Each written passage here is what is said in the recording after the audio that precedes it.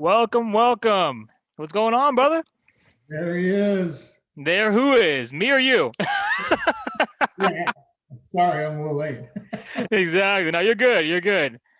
Everyone, thank you for joining this episode of the 81 podcast. I am here with the man, the myth, the legend himself, the Seattle Seahawks great, the USC two-time national champion, the ZoneIn CBD founder and CEO, the one, the only Lofa Tatupu. Lofa, My how are you doing today? God, how are you, brother?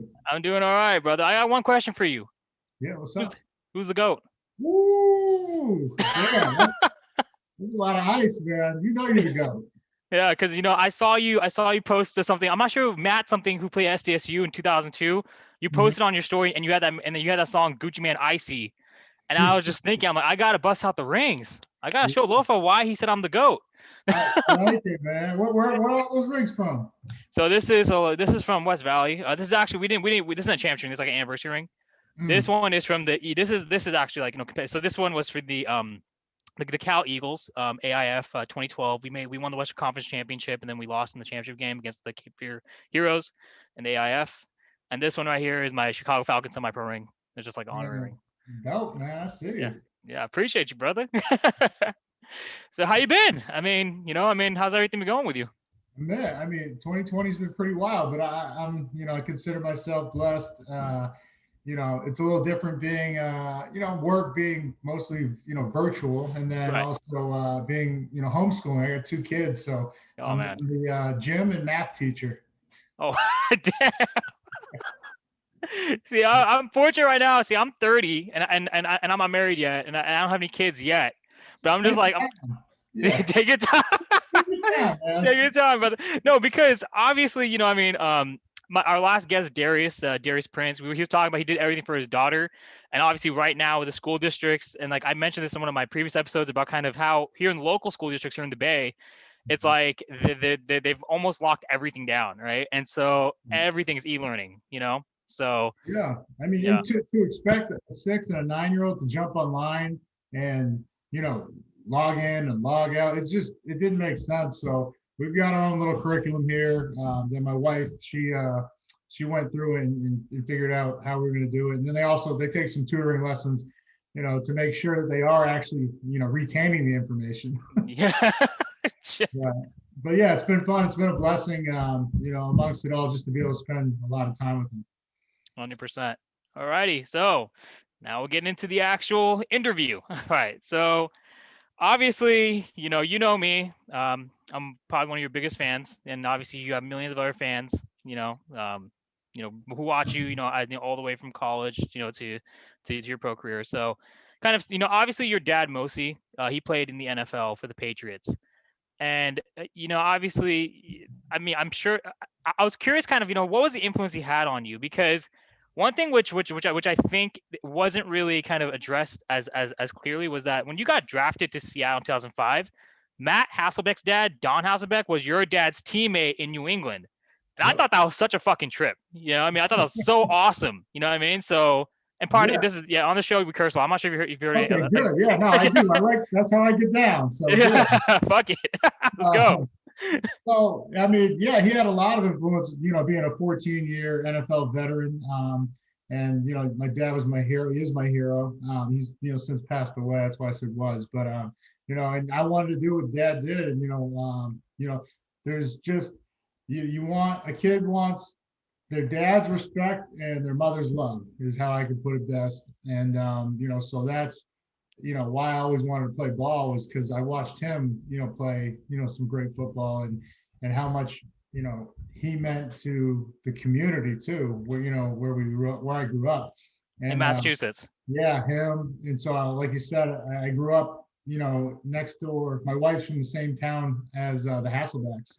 Right. And It's crazy. so yeah, I grew up competing against Matt's youngest brother, and then getting to play in the league.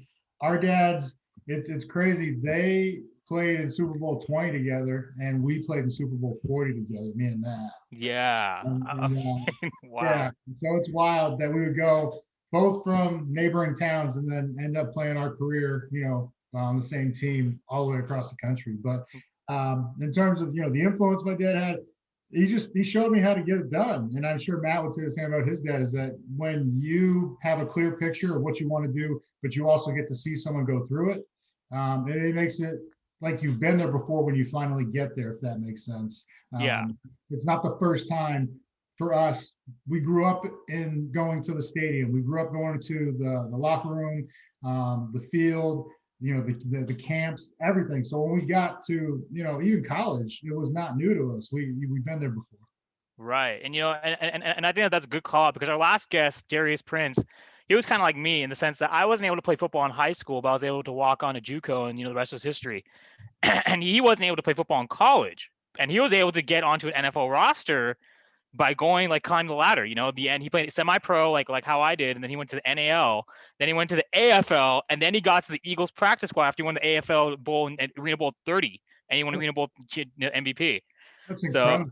it's incredible, you know what I mean? And so it's like, but it's still even more incredible because you're growing up in that environment. There's no chance, there's no guarantee for success. You know what I mean? You have to work twice as hard, I feel like, when you have that kind of that standard to live up to, right? You know what I mean?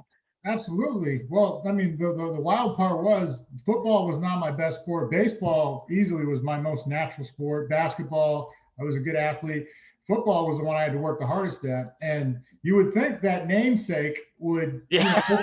open doors for you, like especially, but I wasn't highly recruited. The I had 3 Division I offers. They were all to play quarterback. Really? And yeah, and Have you you like all my videos. I'm curious. You think I could, if I wanted to go back in time, you think in another lifetime I could play QB at like SJSU or like some of these D1 programs? QB is tough, man. I'll tell you that, even just playing in high school. Yeah. So I'm never gonna tell anyone that I couldn't do it. Yeah. So I believe No. in you. I believe in you. You But, called me the goat already. You're good. Go ahead. but, but what I'm saying is QB, man, like there is so much to dissect and process, in split seconds. And that's what makes it the hardest thing to do, especially when they're giving you different looks and confusing you. So you never know if go back in time. Yeah, I believe you got it, brother. Yeah, if I go back in time, yeah, 10 But, years.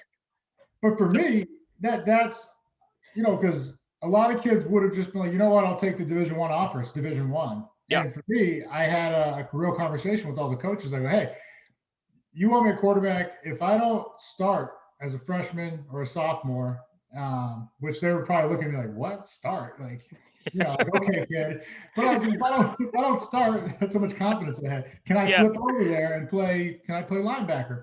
And they're like, oh, we didn't even know you played defense. And I was just like, so when they said that, I was like, yeah, it's off the table. I'm not coming to your school. And I took the scholarship to go to, 1AA, University of Maine, Yeah. and play up there. That's, really how it happened. Really, yeah. But then you went to Maine, but then you ended up going to USC ultimately. So after a couple, really only played only started 6 games there. But I had a really productive freshman year, and they had me rotating in and out with the guy that was the starter the previous 2.5 or 2 years, I think. And he was going to be a senior the next year. And I was like, man, I don't want to keep splitting time. Yeah. And I always, since I was 7 years old, I dreamed of playing the NFL, and like that was my vision. But I didn't believe I could get there from Maine or a small school because, you know, getting the combine invite, all that. I wasn't gonna wow them at the combine. They're, Yeah. they're gonna be like, oh, you got like a barely 6 foot, 238 pound, slow Samoan. Yeah. That's not gonna like turn heads. Like we need that guy. So Yeah. I had to go out there and prove it on the big stage, and that's really what that step, kind of like your boy you said you were talking about. He just naturally took the next progression to eventually make it from the AFL up to the league. It was the next step was to really try and challenge myself at a major university. 100%. And I think it's good you kind of alluded to that. I actually want to address one of your previous points about playing QB. One of my teammates from my JUCO, from my sophomore year, he actually went to play QB in the NAL and the AFL and the IFL. And I mean, I would never want that job because me playing slot, coming up in the JUCO, and obviously then going to, and I had my combine invite after my sophomore year of JUCO because I had the option either walk on at D3 where everyone else went because we're 0-10. or I had the option to just see what else is out there. Maybe add an additional year. My eligibility. Because I mean, I still have my eligibility, but if like one more year and then pretty much see where that took me. But I was just in the mindset. I'm like, you know what? I mean, there's an opportunity to try to go to the AFL. I'm just gonna run with it. You know what I mean? And Yeah. yeah, and pretty much and at combine, like you. I mean, I ran like a 4.51 40, and then yeah, Shit, I I mean, was cooking. I ran a 4.83, bro. Like, yeah, 4.83. But I mean, consider that you have almost like 75 pounds on me. I think you're all right. yeah, I mean, 2 inches to 75 pounds. Yeah, good. at the time my fucking speed with the sundial. That's how And it's funny we're talking about this. I remember that you put that back in your rookie year, your teammates in Seattle called you Slofa. Is that true? it started back when I was at SC. I My room see. my roommate Omar Nazel, they were like, "Yo, I don't know how this guy makes all these plays because he's really not fast. He's slow." And Omar just he started calling me Slofa. So And I was like, "Oh my god!" Luckily, it didn't catch on too much in Seattle, yeah, but yeah, that was a well-known nickname at SC. you know what? I mean, I'll give you mine. They used to call me because my eyes kind of big. They used to call me Owl, or or they call me Oz because my first two letters Osif. They take the Oz and they make that and they say I have jukes like a wizard. And then whenever I fucked up on in practice or anything like that, they'd be all like, your sorcery ain't working, brother. You gotta get back line. Yeah, your boys always have good ones for you, right? Yeah, exactly. You know what I mean? So, but yeah, okay, cool. Yeah, so let's talk more about USC. Obviously, you choose to go there after Maine, and then you're pretty much starting, right? I think not me. Did you have to sit out a year, or how that work? I sat out the year. I was actually third or fourth on the depth chart.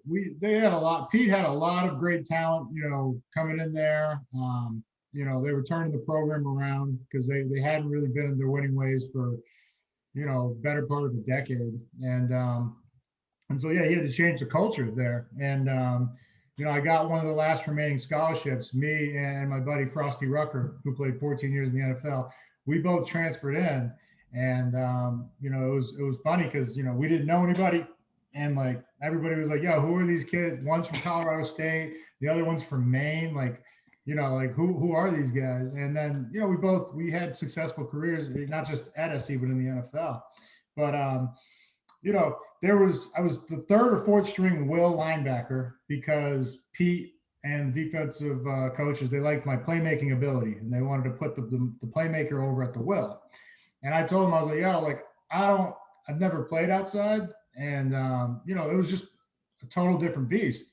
But I knew, so I studied it, and then we had a senior left, Mike Pollard, and then my boy Oscar Lua. He got hurt. He tore his ACL, and so we didn't have anybody at Mike. And so I was like, "Hey, I'm not going to play at will. Is there a chance I could just play some Mike at least the spring?"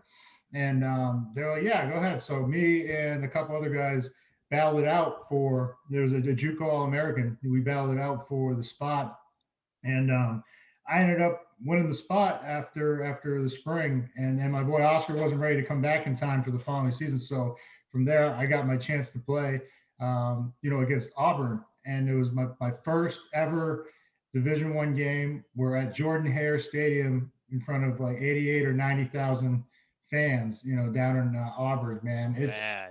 it was insane. And I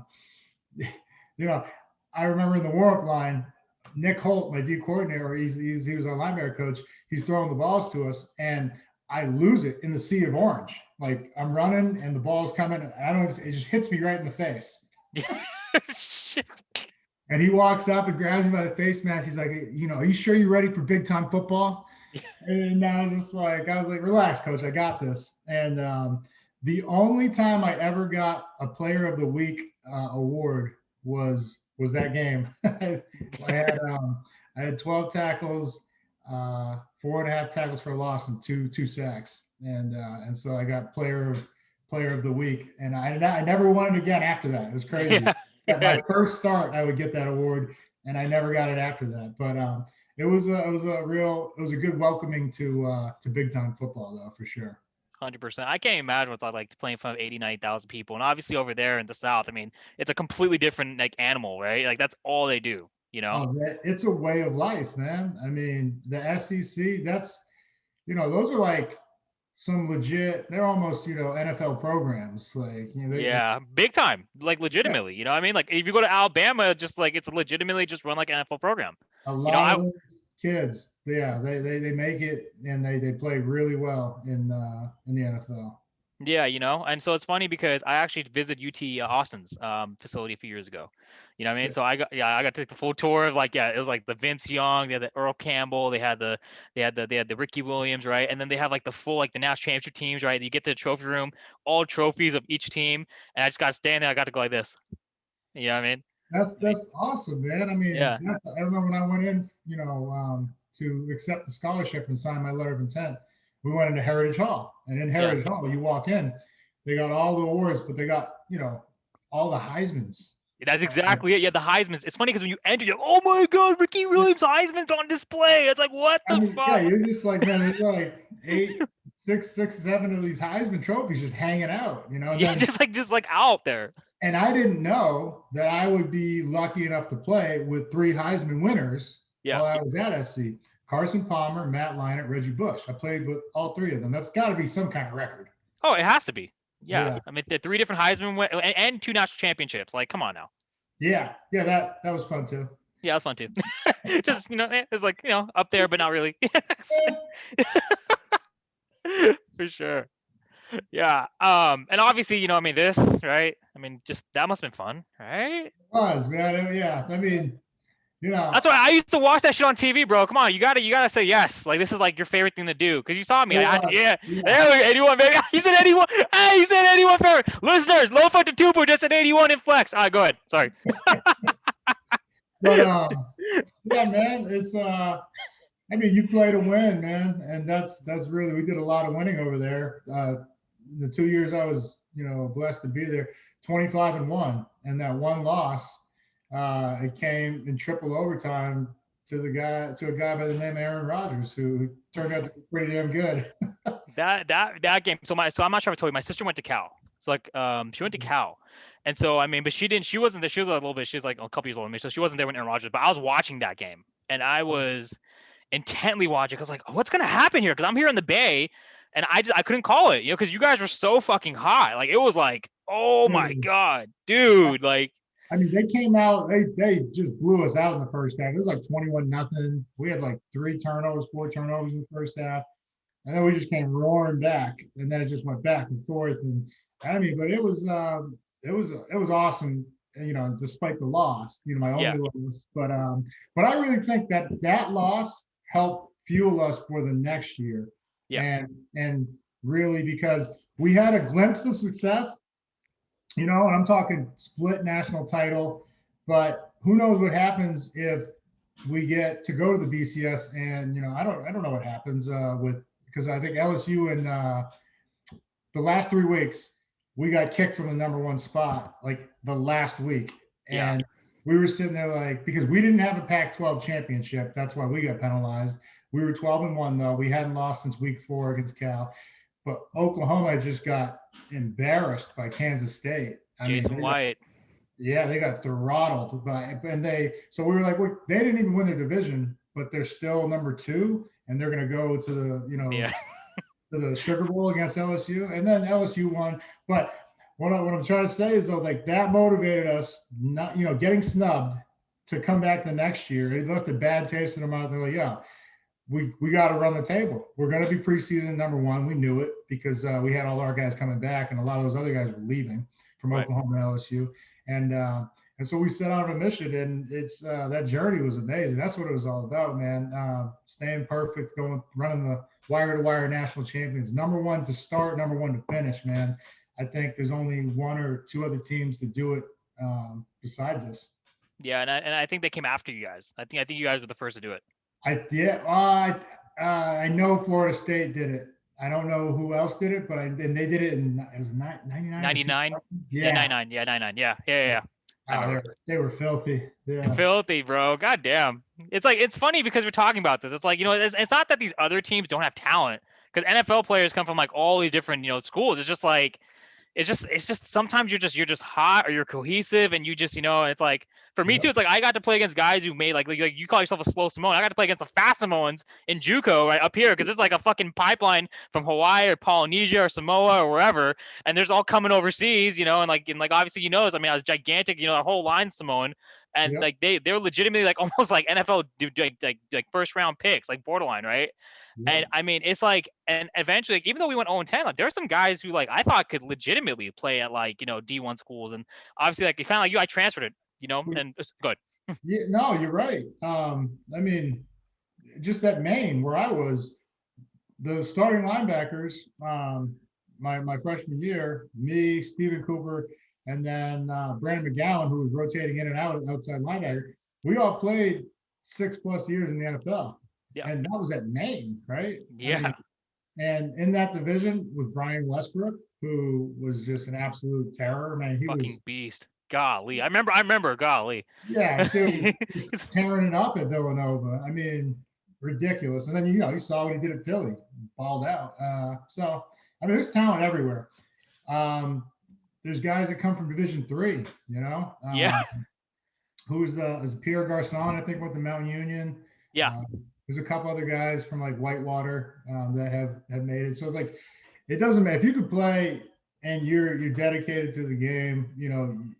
You're probably going to get an opportunity somewhere, and it just, do you make the most of the opportunity is really what it comes down to. And it's crazy you're saying that because my last guest Darius, right? And like when you hear it, you're gonna hear us go lit because we're the same. We're just literally chopping it up. We're just fucking like everything out there. When he got the opportunity, he was saying the same thing. It's like, but like he said it very kind of bluntly, like it can't just be that you work hard. You have to have the talent. You know what I mean? You have to have the ability and you have to be able to do it. Like, I think for me as my ceiling, even though I wasn't able to make the NFL, I was able to play long enough post high school because my motivation to play wasn't to go to the NFL. My motivation to play was to just prove to myself I can play the sport as long as I want to. And here I am talking to And, you. and you You know what loved I it, mean? right? Exactly. Yeah. Yeah. So I mean, it's just interesting though because like what you just said, it's like if you can play, like you'll get the opportunity. You know what I mean? I have teammates, from all levels, guys in the arena, who got called up, guys who I know like through mutual friends, like because my coach at SJCC, Coach K Dub, James Jones from the Packers used to come to our spring ball, right? And so because he was his coach at State, so it was like a pipeline from SJCC to the State to SJSU, and obviously like I mean for you like SJSU, right? We just walk James over. Jones is a beast. No, Yeah. I'm not saying that. Yeah, no, I'm just yeah, no. I'm just saying like, it's crazy because like we're talking about talent, we're talking about ability, we're talking about dedication. And I just, it's like you said, if you're determined enough and you know that you can do it, you'll do it, you know? But yeah, I mean, that's literally every, I'm not going to say, everybody was just saying, hey, stop chasing your dream. You're not going to make it. But, everybody, they would humor me. They're like, yeah, okay, we believe you. And I could tell who had my back and who supported me. But it doesn't matter because it's got, do you believe in you is what it has to come down to. Facts. And so when I didn't get recruited and my dad, I remember him telling me, he's like, well, just got to come up with a plan now. Like, are you going to go to JUCO? Are you going to, prep school? Like, what's up? Like, if you don't want to go to, if you don't have the options you want right now from a 4-year school, then what are you going to do? And so I was prepared to, I didn't have the money to walk on. I would have walked on, and proven my worth because I That's why I know, went to JUCO. Yeah, same here. yeah. I mean, I have no money. Fuck that. So, Go ahead. yeah, so my plan was to go to JUCO Yeah. and just get a scholarship after a year or two and see what happens. But when I looked at Maine, they had a lot of good linebackers and they were starting to send some people to the league. Yeah. So I go, you know what? I'm definitely not going to go play quarterback. I don't see any 6 foot, 6 foot 250-pound quarterbacks. quarterback. You Yeah, probably set a record for the shortest and heaviest quarterback at like 6 feet tall. I wasn't that heavy in high school. And that was why I didn't get many linebacker offers because I was like maybe 210. Oh, okay. Yeah, but Maybe like Will. yeah, but so so that's what I just had to formulate a plan, because without a plan, you don't know where you're going. You don't have direction, and so that's the biggest thing for me, and especially what I'm trying to tell these kids right now that I talk to, I do a lot of these Zoom chats with the Seahawks and for schools and kids that they aspire to play football. And I just tell them, have a plan. You're not able to play your senior year of ball right now, which that'd be devastating to a kid like me, but it wouldn't stop me from chasing my dream of playing in the NFL. Bingo. So it's my words of wisdom to any kids out there that might be listening. It's just have a plan and just you keep going until you don't love it anymore or you're told you can't do it anymore. That's to me. I still loved it. I just couldn't do it at the level I was used to because of all the injuries. So, when it's your passion, you don't get tired because you love what you're doing. So. 100%. I mean, look at me. I'm 30 years old, still doing this shit for free. I don't Hell care. yeah. Hey, respect, man. Yeah, Respect. appreciate it, brother. I mean, for real, and all the kids who are listening, because I do have a lot of kids from JUCO. That's the biggest thing for me. Kind of what you just talked about. Like giving back. Like that is why I continued playing. That's why I kept going because I started getting noticed. Like it's funny because when I played in the arena, like the AIF or like even with the AFL, I had the little combine tryout. Social media wasn't as big as it was, especially during your time when you played. There wasn't Instagram till 2011 or 2012, right? Facebook was just kind of coming into the fold, right? Yeah, And yeah, Twitter was out, but Twitter, yeah, but I don't that think, is I don't think they had video even back then. no, they But didn't. Instagram was out. It was like Yeah, nothing. It was my last 2 or 3 years. Instagram was out. And it was getting big. but it just But started getting big because I yeah, played the same year. Your last year was my last year playing the AIF, 2012. So I just want, well, yeah, yeah, okay. yeah, Yeah, yeah, yeah, you're that, right. It wasn't huge. Like it started to gain traction, and it's not what it yeah. is now. Like you're saying, yeah. Yeah, and I think to that point, I think it's just like that's my point is playing semi-pro or indoor ball in the Midwest because obviously regionally indoor football doesn't exist in the West Coast anymore, right? AFL contracted, San Jose Sabercats, there's not that much. So if you go to the Midwest, they still have all the teams that I used to play against when I was playing, and just to be there and to kind of scrimmage against some of those teams like the Western Michigan Ironmen, if you're familiar, you might not know them, but they're out Michigan. I mean, they're like a tier one AIF team. I mean, if you're Okay. familiar, AFL, then tier one A is like AIF. That's where I played. That's where I got Okay. this. So basically, that's there. They have like NFL guys who like went to USC, like Ronald. I forgot his last name, like the receiver Ronald Johnson, I think, or I forgot his name. And a few other guys. But the point is like those pro teams. Actually, where am I going with this? What were we talking about? How the fuck did I JUCO, lose my train of thought? What the fuck kind of host am I? you God you were damn, giving I me suck. JUCO, giving back, and Yeah, and so no, I think the point is the social media presence for me playing with the Falcons in Chicago. Like you asked me, you saw me playing in Chicago. That's where I was going. You saw me playing in Chicago. That was with the Chicago Falcons. That was my last year of competitive playing, 2018. The social media impact that had got me such a wider following. Like you can't see it on IG, but I have like 5,000 followers on my Facebook fan page. I have 3,000 followers on my personal page, 3,400. You add IG, however 700, whatever it is, it's like over like 8 to 9,000 total followers on social media. And that was my whole point of this. It's like social media became big, so big that a semi-pro player like me can get motherfuckers asking for autograph. Yes, I did play pro, but they don't know about the pro because all they've seen is semi-pro on social media. You know what I mean? And it's yeah, all, and whether it's marketing, whatever, it's just crazy. You know what I mean? That's my yeah. point. Yeah. It is. It's a powerful tool these days for having reach to your audience and Yeah. everything, and even just to what we were saying with about social media and having a plan for maybe some of the JUCO kids that are listening or whatever. I just saw on Instagram that some kid that's at Ohio, he made a tape of his AAU years. He made a highlight tape of his AAU years in basketball, and he put it out there on Twitter, and he got a full scholarship to University of Ohio. I mean, so if you're listening, like don't sit around. What am I going to do? Just take action, man, and like make those tapes. Send them anywhere. Now you don't have to actually send a hard copy of a tape. You can like send a file over a Yeah. computer, which is as old as I am, 38. I'm just like, wow, that's amazing. Bingo. No, even for me, because I graduated high school in 08. And so Facebook was just taking off at that time. I started my Facebook after my senior year, like after I walked on SJCC, that spring ball, you know. At least you had CDs and DVDs, bro. I'd send out VHS, bro. I remember VHS. Come on now, dude. Like, you can't just fucking sit here and say, "Oh yeah, you were just CDs and Walkmans." And yes, I was. You're right. But guess what? I had VHS too. I used to make fucking castles out of those VHS. I used to have like this castle. Yeah, those are your toys. That was how I got my film out. That's how you got your film. I used to like put my Hot Wheels, like, you know, kind of like ride it down into like the little castle, like all the way around and back over, and like little kind of loopy loops and shit. Anyone listening, yeah, no, this is you get to learn more about me every single day on this fucking podcast. Awesome.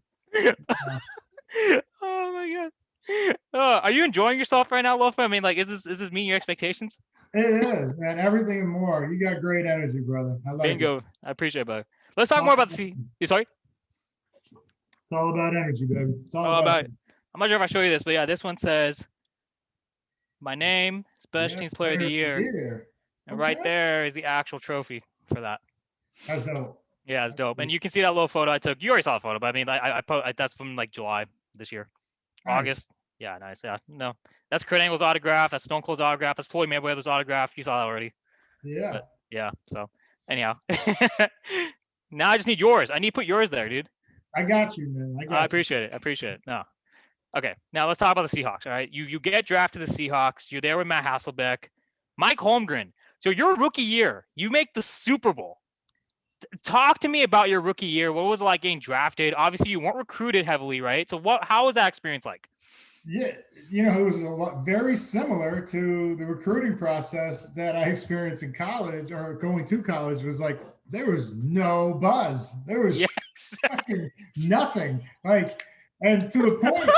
And I'm reading shit online. You know, I definitely shouldn't have done it, but I'm reading all these experts saying, "Yo, he's too short. He's too slow. I don't even know why he didn't go back to SC."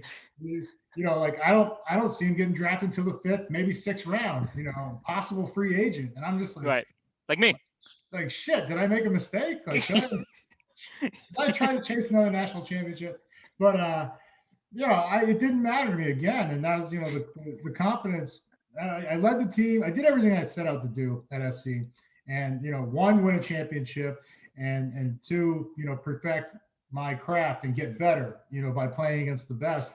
And we did, man. All the All-Americans and, you know, future Hall of Famers from those years, it was the best of the best. And that gave me the confidence to go to the NFL as a junior, to lead my junior year. Mm-hmm. I wasn't, like I said, I wasn't getting any taller, I wasn't getting any, you know, faster. It's just face the facts and let's move on. And so it was a very business mind approach I took to it.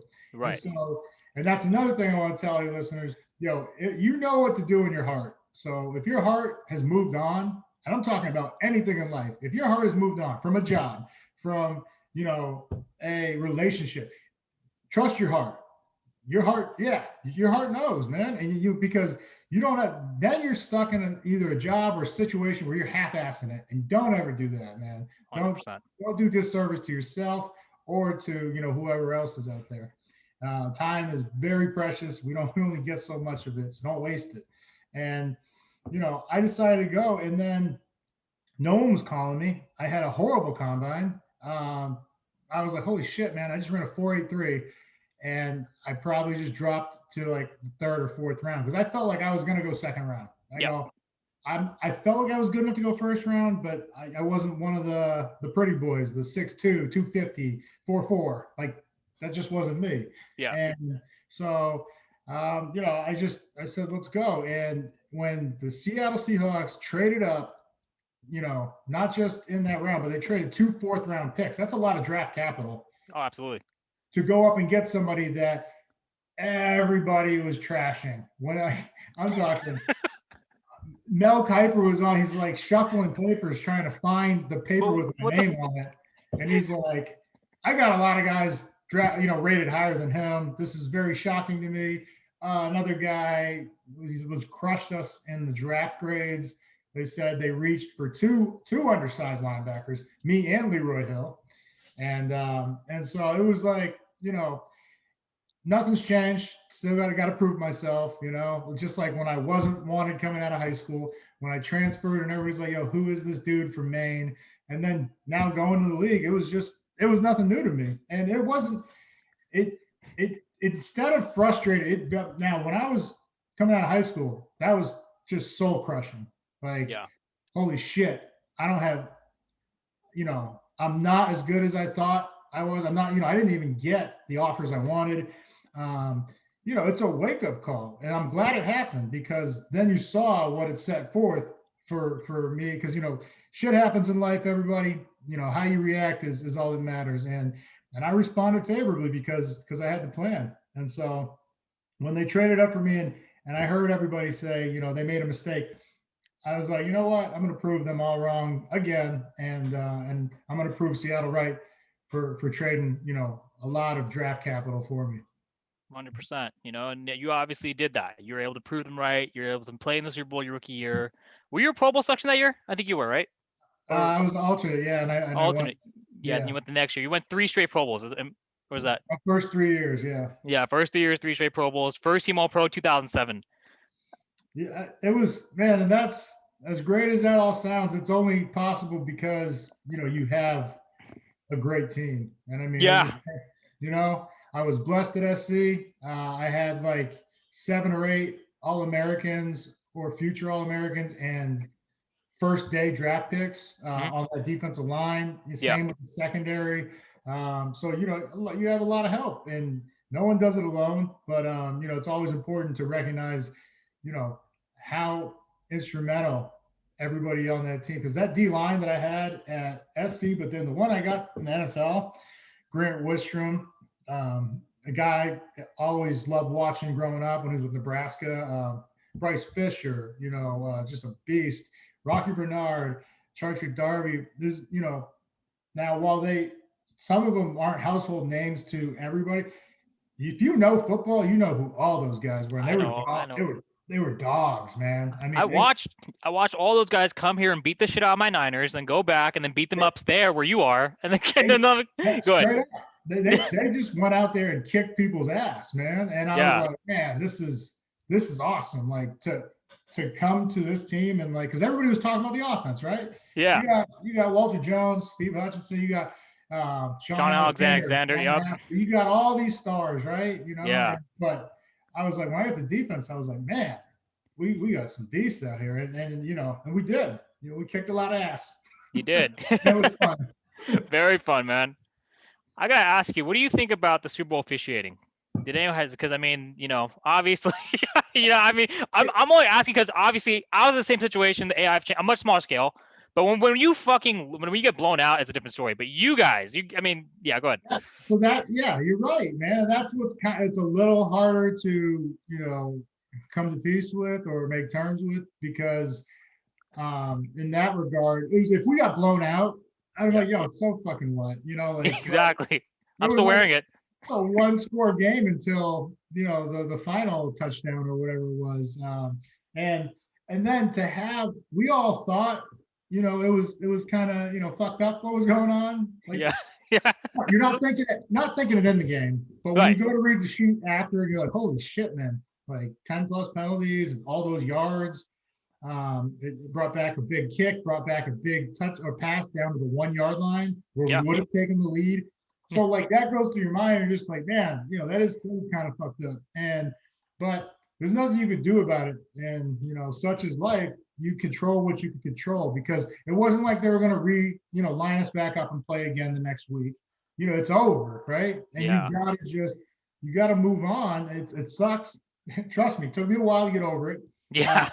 You No, know, I know. Yeah, go but ahead. yeah, but I'm not saying I'm completely over, but I can talk about it and not, sit here and cry like I did right after we lost.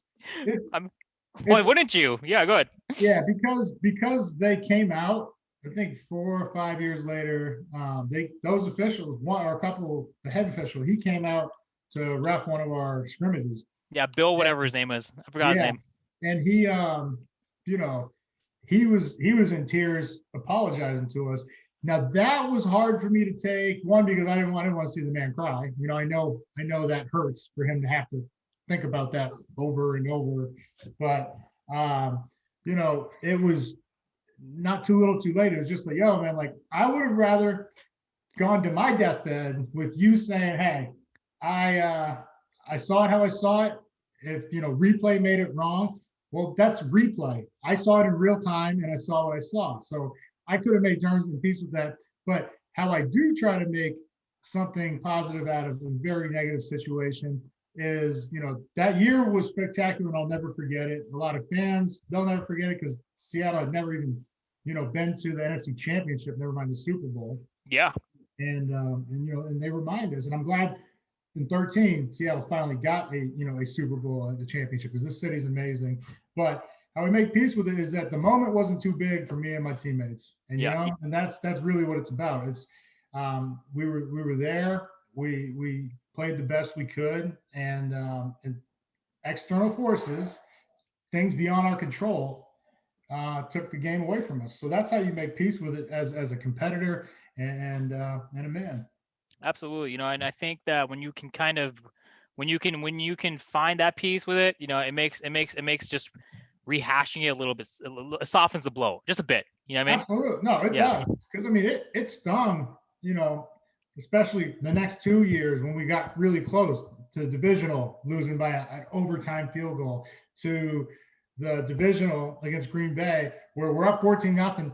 The snow comes down and they just blow us out. So it's like we had the wrong cleats on, people slipping and falling everywhere. No excuses. They're professionals and they're playing in the same exact circumstances and weather, but it's just like and then to end that deep of a run of a playoffs both years, consecutively, and watch somebody else get crowned champion. It's just like, God, we were right there. We're just 2 games away again. We were a championship and the Super Bowl away. And but those are some of the most fun years I ever had playing ball. 100%. And this ring right here with the Falcons is actually a conference championship ring, if you can read that. So it's like, we actually, we didn't win it, but we still got these rings. So fuck it. Played in it. Exactly. I played in the championship game in the AIF, conference championship game with the Falcons at RFL, and the league disbanded. So it's whatever. But it's like, both times I got blown out. So I was like, I can't, like, it wasn't like, it was never close. Like, first time we got blown out 72-27. What was that? What it was? Or something like that. Close. Like 52 point, whatever. 79 points. Anyways. And then the second one was. I think you're right, though. Like you said, like, if you got blown out, it's like, hey, hats off to them, man. Congrats. Bingo. They asserted their will. And that's it. They had it. Yeah, they were the better team. Which it's how I felt when we won the national championship in college.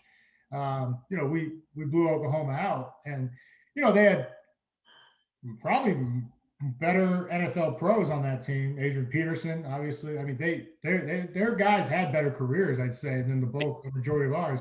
But we were the better team, and if we played them 100 times, I really believe we beat them 100 times. Yeah. Because that's how fundamentally sound we were. They were extremely talented. I don't take anything away from them. They are all really great NFL players, but it was just, man, we were a machine then.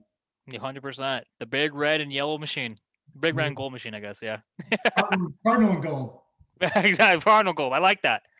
It wasn't funny when the Rams couldn't get a stadium and then they're playing in the USC and had to go watch them play your Hawks down there at fucking LA Memorial Coliseum. It's like half empty. Like, what gives, man? I never, check this out. Good. I never lost a game in that stadium until I coached. And because, we went 13 or 14-0 the 2 years I was there, and then went back there to coach and we lost the game. And I was just like, I've never lost here. I was sick to my stomach. Yeah, I can imagine. Even though I'm just coaching. Yeah, I'm not even playing. But it doesn't matter. You're still on the field where you played. You know what I mean? It hits close to home. You know what I mean? Yeah. So yeah, like, it's funny we're talking about this because one of my coaches, Coach K Dub, who was my receivers coach, the last guy is Darius Prince. I keep referencing him. I don't know why. Something's wrong with me. But it's like, because he works with him. He worked with him, and it's like we're connected like that. And I didn't realize, so I actually asked him the question because I saw that K-Dub was following him. I'm like, yo, how do you know this dude? I'm like, oh, he's like, I work with him. I'm like, that's my fucking college coach. How the fuck you know this? And you're in the. I was like, damn. Like, football, like, I feel like the longer you play, the smaller the circle gets, and you just, the 6-degree separation. You know what I mean? So yeah, for sure. For sure. So anyways. Yeah, I mean, Sean McVay is going to beat your guy's ass. I'm sorry. I mean, no disrespect to you or your coaching staff, but Sean McVay is going to whoop your ass anytime. I mean, I knew it because when I saw that team, when he first got there, he just came in like this. Yeah. And, it's almost like Belichick Jr. Like, he doesn't smile. He doesn't just like. He's a brilliant offensive mind. I'll give him that. He's very creative with his play calling and what he Oh, does. but you'll like this, though. When I was there, 2017, you guys won. And Jared Goff, because he threw a pick straight to Earl. Earl's just like right there. A lot of people threw picks straight to Earl. No, but he was legitimately like straight over the field. There was no receiver in the air. I'm like, nobody there, just Earl. No, he just airs it out, and Earl's right there. Like, oh, nice. That's awesome. So actually, let's talk about your coaching career. Because okay. When your last season in Seattle, you were playing for Pete Carroll at that point, right? Yeah. Yep. How is that like? You know what I mean? Because you got to play for your college coach in the pros. Like, I mean, isn't that kind of like a trip? Yeah, it was. I mean, it was like time had not time stood still. Like we were just like right back to college again. The guy just keeps getting younger every year. Like yeah, exactly. We call him the Benjamin Button of head coaches. Yeah, reverse aging. But he brought that winning mentality and that culture up here. Even though like we had our roster is a lot of turnover over the last 2 or 3 because we went from Holmgren to Mora to Pete in 3 straight years. Yeah. And so there's a lot of turnover with the roster. And him and John Schneider, they really revamped it and continue. There were so many different transactions going on in terms of players brought in, worked out. I mean, you didn't know. I think it was like 211 like player transactions, like waiving somebody, picking somebody up, bringing somebody in to work out. That, I mean, over 16 weeks, that's high volume of turnover. And so I think that's what kind of happened on top of injured reserve and things like that. That's why we went 7-9 and we were the first losing division winners, right? They were the first team in like league history to win their division with the losing record. The entire NFC West was like how the NFC East looks right now. Yeah, exactly. And you're just like, you're waiting for somebody to just make a move and like get the lead. And it didn't, it was like us, the Rams, Niners, us, just over and over. And and over, yeah. And the Cardinals were like, they really weren't that far out of it. I mean, eventually they were, but it was insane. Yeah. But, he brought that belief and that winning mentality and just changing the culture to knowing and believing, in what you're doing and your execution of the game plan. And so you couple that with the guys that John Schneider brought in here. I mean, his first class, it was incredible, man. Russ Okung, Pro Bowler, Earl Thomas, potential Hall of Famer. Easily. Golden Tate, second round. Yep. Yeah, because we had 2 first, and then Golden Tate.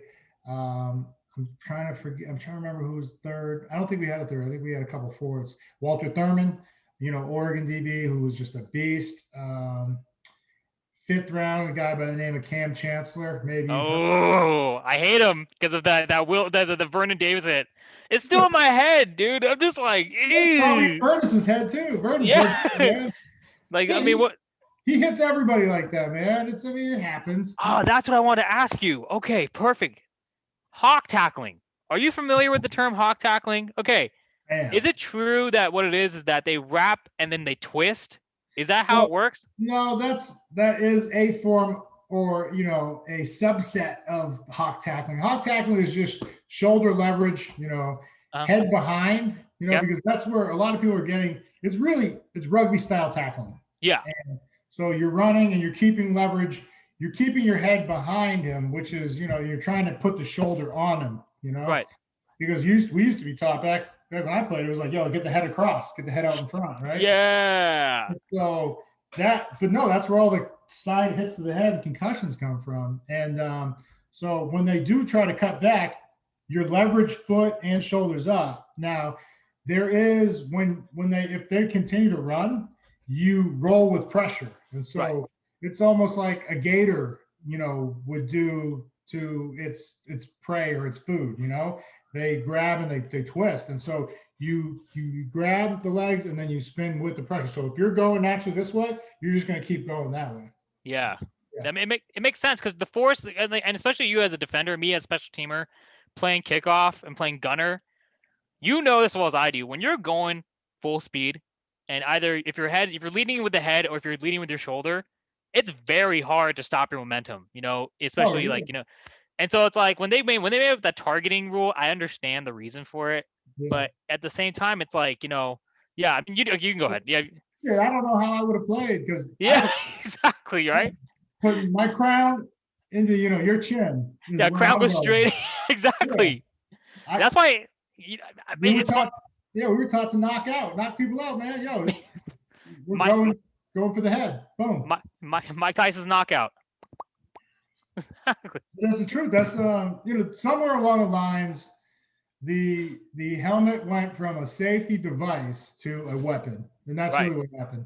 Is there's always going to be guys crazy enough like me that will lead with the head Yeah. because one, that's what you were taught. I was taught my whole life: get the head across the chest, strike through the near pec and slide up through across the chin. That's what I was taught. And so how do you change how you attack? And the last thing you want to do is go in there, half stepping, like, okay, I'm gonna try to slow down. That's when you get hurt.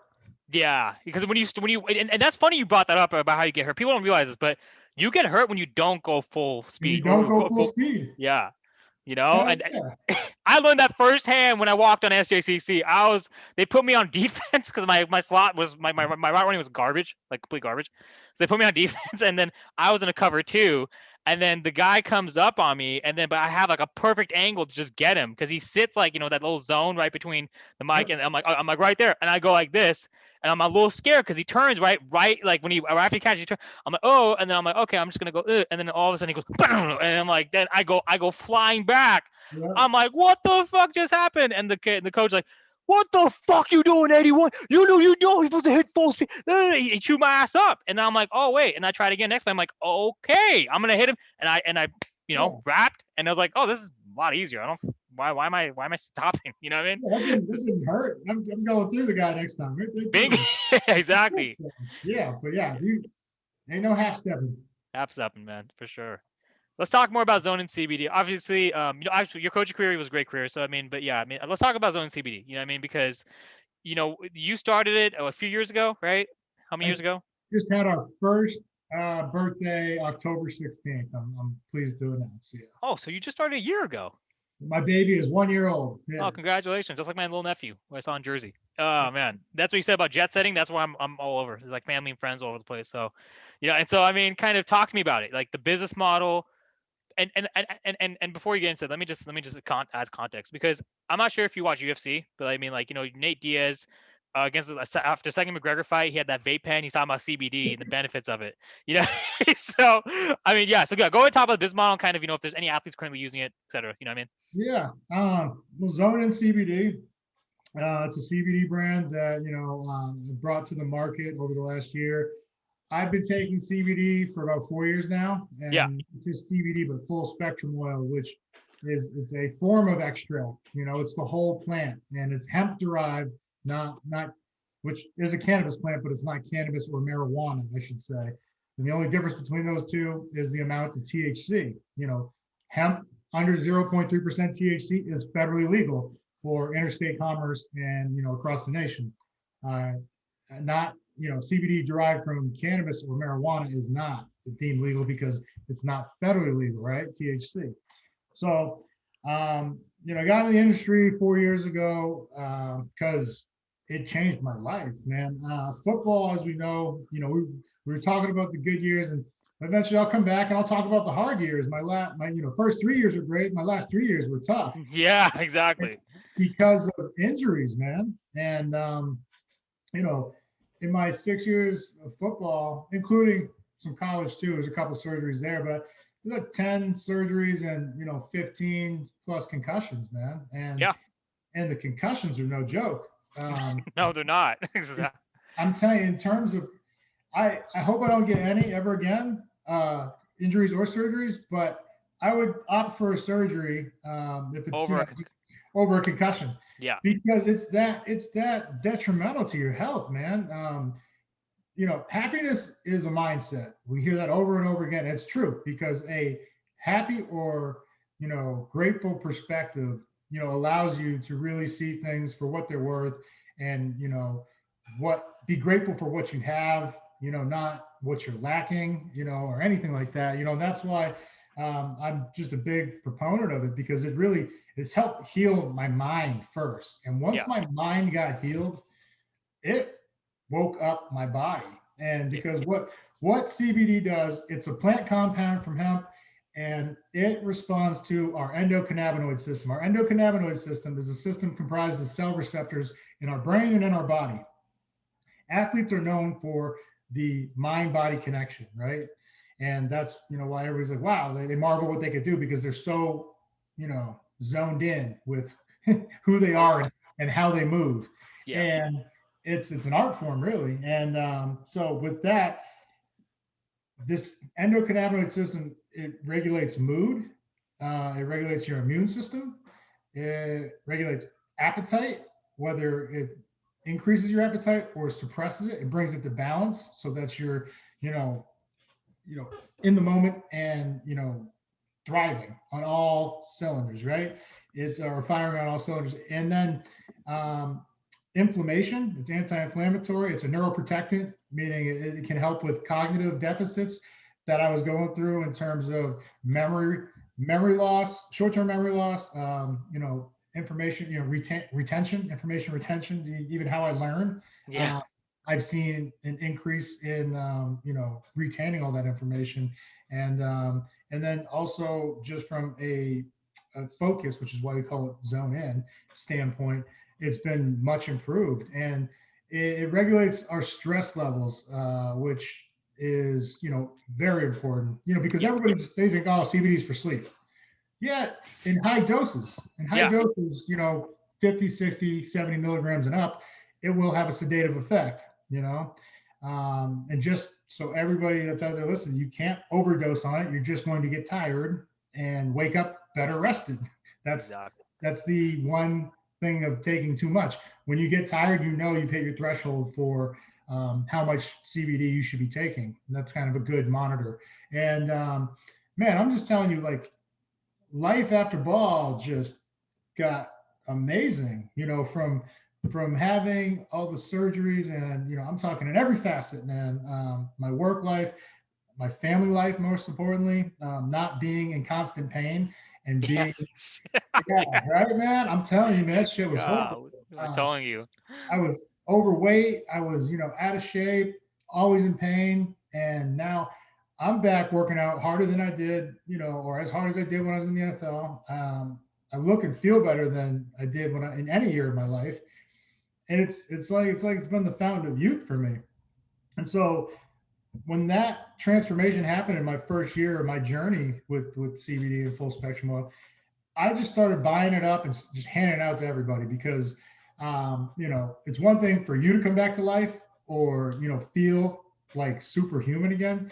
But when you see somebody else start living a life that they never knew before, or they never even dreamt was possible, that's why we started this company, because we're getting all these, testimonials about, hey, did you know it does this for you? And I'm talking like, it's incredible with all the things that people are dealing with, and how it's helped rectify and fix and even solve for a lot of these problems. So we're helping people on their health and wellness journey. You can find out more about us at zoneincbd.com. And we'll hopefully be in more retail stores as 2021 should open up a little more, Yeah. from the pandemic. But yeah, right now it's been very, very crucial for a lot of people in their mental well-being, because of the state of the world, and what we're all going through, with having to adjust on the fly. Right? 2020 was supposed to be this magical, great year, right? That's what everyone, oh, it's 2020, and then they're like, oh shit, man, like 2020 was and it's not over. It's not over. It could always be worse, and that's how that's you have to think about it. Just be grateful that I'm doing this with you right now, man. We're here talking ball, and because I hadn't been on a podcast before this year. I had never, but then I started. So you got to find opportunities in every situation to make the best of it. And that's really what I could say about CBD, man. I could talk for hours about this, so I Let's don't keep want to hold. going. Are you going on time or what? Huh? No, Are you I good? just I got a couple more minutes, but Oh, I'm cool. just saying it's Well, when it changed my life so much that when I handed out the other, I started seeing them come back to life, and it was incredible. So I was like, oh, when the Farm Bill passed in 2018, right? It was December or September of 18, I think. It might have been November of 18. We we got a team together and we just started ZoneIn CBD, and we've just been going and changing lives ever since. And I just that's my new mission in life is just to sing this plant's praises because as you say, like some of the ultimate fighters, they're promoting. A lot of people are advocating on behalf of it because it's stigma. The stigma. It's like when you say hemp, they're like, oh, weed or cannabis, or they're saying marijuana. It's like, no, I mean, yes, it's a form of cannabis, same genus of plant, but it's trying to educate them. And I think this plant is going to, I know this plant is going to heal a lot of what the world is going through. yeah. And so I'm excited and honored to be doing this, grateful to be doing this. And, I'm going to do it the rest of my life as long as I'm blessed to be here. Just keep singing its praises because it is helping people become their best. So Absolutely. No, I could see that. I see that obviously in your story. I can see that, kind of everyone being influenced about reaching their goals and reaching their fitness goals. Obviously for me, I mean, I used to be underweight my entire playing career. Now here I am, and I finally got the weight because I hit 30. And it's like, finally, you know what I mean? I mean, 11 years too late, but shit, hey, fuck it. I'm not trying to be in the NFL. But, I mean, kind of like, with that, kind of influencing lives and impacting lives is the whole reason why I'm still involved with the game. Having this podcast, being on social media, kind of what you're doing here, kind of why we're on this talking to each other. You know what I mean? Because it's all about giving back. We're all separated by 6 degrees of separation, and just obviously we don't realize how close we are connected. And I totally agree with you. You know? yeah.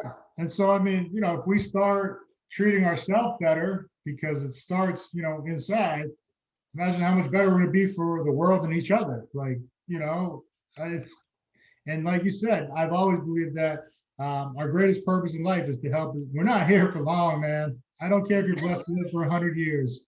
That it's going to go by like that. Yes. Exactly, just like that. It's going to That's go why I'm the by goat. like Good. that. Yeah. but but your purpose, all of our purpose is to just help as many people as we can while we're here because life's hard, man. And this is one thing that's made life very easy, which is why we call it ZoneIn. Yeah. It's made it seamless. And ZoneIn is playing off of, in positive psychology, the flow state is known as being in the zone, Right. being totally immersed in the moment. And every athlete knows about being in the zone and playing their best performance. Every musician having their best, every artist, losing themselves in the moment and thoroughly enjoying it and getting the best out of it. And so that's how we came up with the name. And yeah, man, I'm grateful to be doing this, and I appreciate you helping me spread the message, brother. Absolutely. No, I appreciate you having on the podcast. And, I still have some more stuff to get through, but we don't have enough time, so we have to We schedule you for another day. let's Sorry? yeah, well, I'll definitely jump on and do another one, bro. Yeah, absolutely. No, I mean, yeah, I guess I'll ask a few more things before you have to go.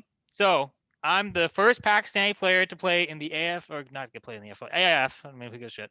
But Jabran Hamdan is the first ever to play in the NFL. And yes, go ahead. Ron Hampton? Yes. No, who do you think made this I was beautiful about to logo? say, dude. Okay, so check this out. I hit him up after I quote unquote retired, because I mean here I'm back with this. So after last year, and then he's like, and I'm like, hey, you don't know me, but it's like, I used to watch you, this and that, but I'm both Pakistani. And he's like, and like I saw some of his fashion stuff. I'm like, okay, shit. Like, I'm like, yeah, this is like raw, and and he's so passionately like, just like you're good.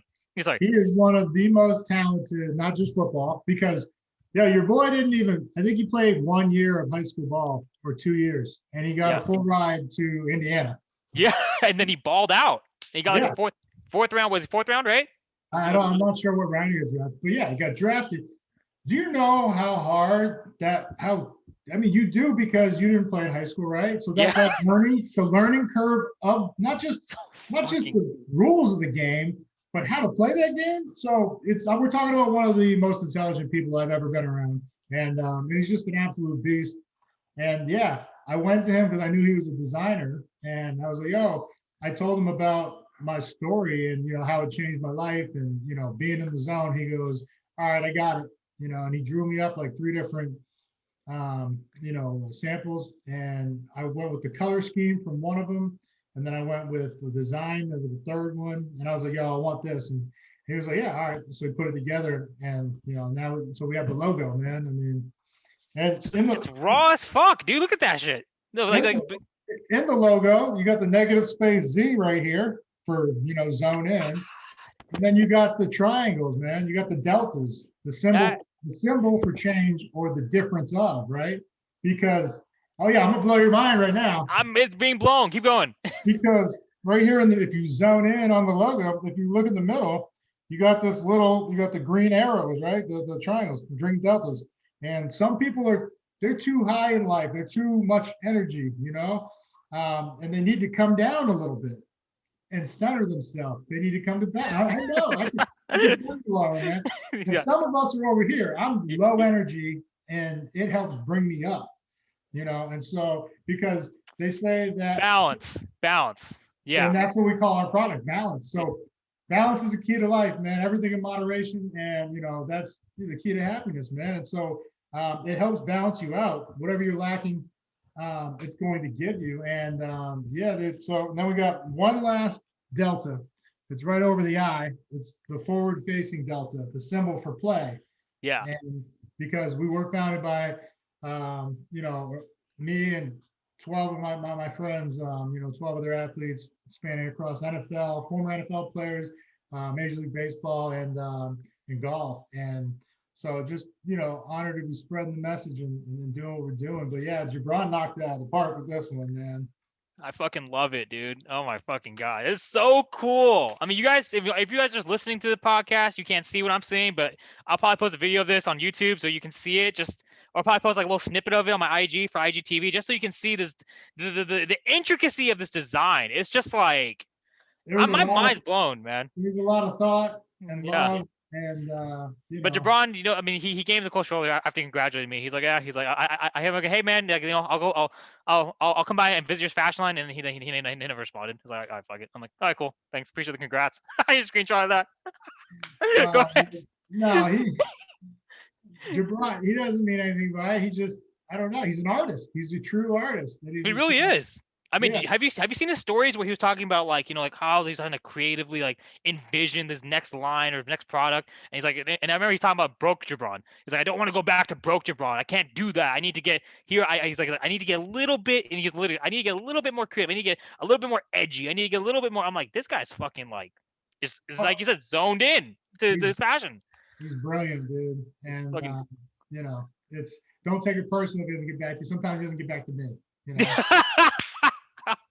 But yeah, man, that guy just an absolute. I don't know. He's a great dude. Yeah, go ahead. Yeah. No, just an absolute beast, man.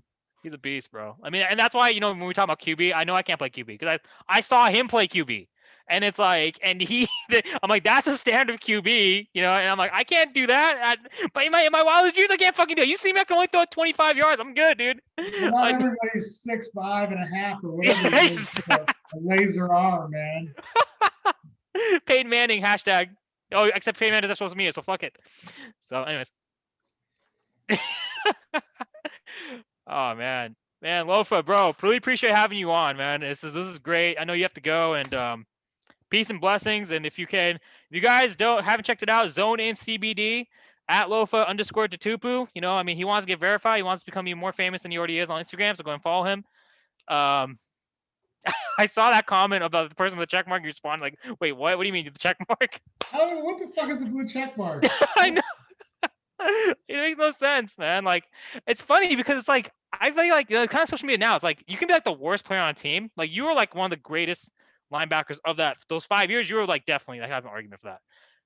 Had you played now, like, you would have been like, dude, your shit would have been like 100+ K followers. And I know you don't care about that shit. I'm just saying. I just care that the people on the other end that I do follow or they follow me, that they're real, man. They just, being real with themselves and with each other, and that's all that matters, man. One more thing actually about that. Kez Namdi. You saw Kez Namdi in concert? at the Collie Buddz concert. Dude. Oh my fucking god, dude. Because Namdi is like 6'5". That dude's top. He's giant. The only reason why I'm asking because I knew about him when he first started off because his boys Temeskin and Kidane Tesfaye went to St. Mary's, and they were like promoting the shit out of him. Oh, And then when I saw you post him, I'm like, wait, how the frick? I'm like, this guy's in Seattle? Like, what's he doing there? Good. I'm in there. I'm watching his set, dude, and it was just fucking fire, dude. I was like, Oh. it was one of the coolest concerts I ever been. I've been to a ton of concerts in my day, and I went there to see Kali, and he was on the card, playing, before, opening up for him. Just he was right before him, and so we're there, we're jamming out, we're vibing, and I had that video. It's on my story, and he said just to speak to the crowd. He thanked them for coming out, right? When we're all sitting there trying to thank him for playing in Seattle, and he said, "More love, more light, more prosperity." Yeah, and That's. I got that shit on. I got that shit on video, man. And I saw that. Yeah, and I then heard it.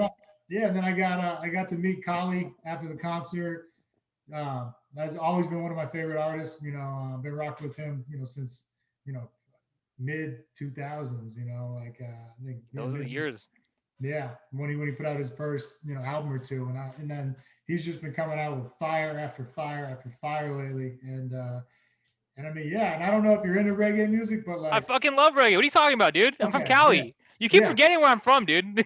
Just kidding. but I'm telling you, man, it's just you can't listen to it and be anything but happy, and Yeah. so that's what I love about it. It's just it puts you in that mindset or that mood, man. Bingo. Yeah, and that's all I'm looking for, happiness.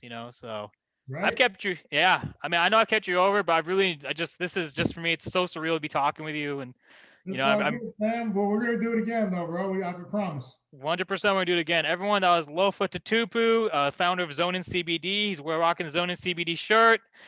Follow him on Instagram. Follow ZoneIn CBD on Instagram. And, Lofa, thank you so much for being part of the A1 podcast. I'm looking forward to seeing you again, brother.